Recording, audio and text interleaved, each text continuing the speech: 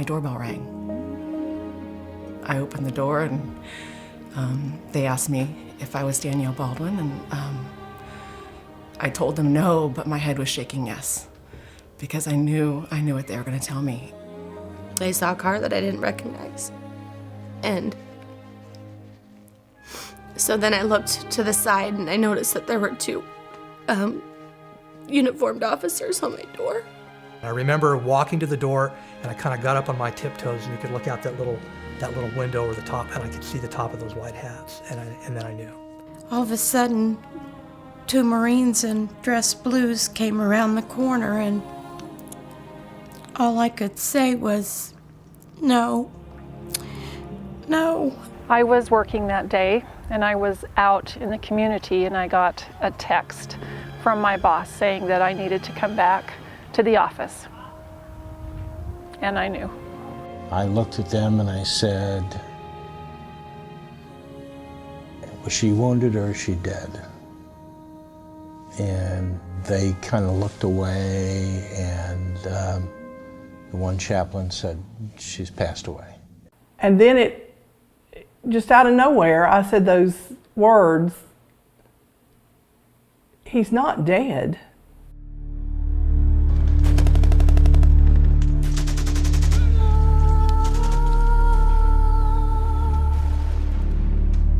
We are a nation at war. War is the price we pay for freedom, and the price of freedom is high.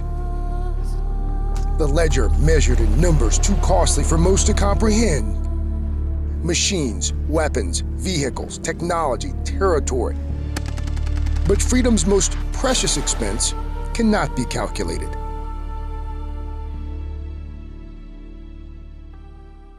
Ryan was our baby boy. He was 30 years old when he was killed.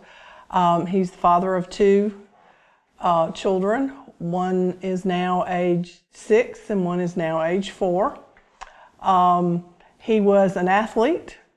He excelled in school. He was in Boys State. He was just an all-around good guy. He's the most generous man I have ever met in my life. He would give the shirt off his back when he didn't have the shirt to give. My husband, Matt, was a U.S. Army Black Hawk pilot, and he was in Afghanistan for deployment for 2010, 2011. It was his third deployment. He was a great husband, very good husband.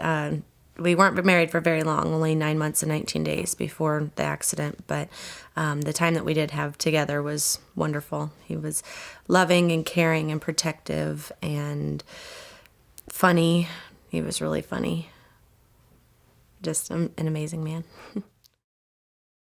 She was energetic, enthusiastic, caring, cared about other people as well as the family, fun to be around. Obviously, we can't describe how much we miss her. She was passionate about what she wanted to do, and I think that, I guess the biggest tribute that I could give to her is that she was doing what she wanted to do, and she chose this path, and she enjoyed what she was doing. She thought she was making a positive difference, and she put a lot of punch into 25 short years. Jeremy, he was the class clown. I've been called by his teacher, and he just kind of interrupted the class. So we had a few talks. Jeremy was an incredibly warm, open person. He just had a magnetism to him, and it didn't matter who it was, he could just make that person feel good, and a great leader. Just didn't have an enemy, really, no matter who it was. Just somebody you were lucky to know. He always had a smile on his face, and it was hard to bring him down. He just had a really positive energy to him. He just enjoyed life.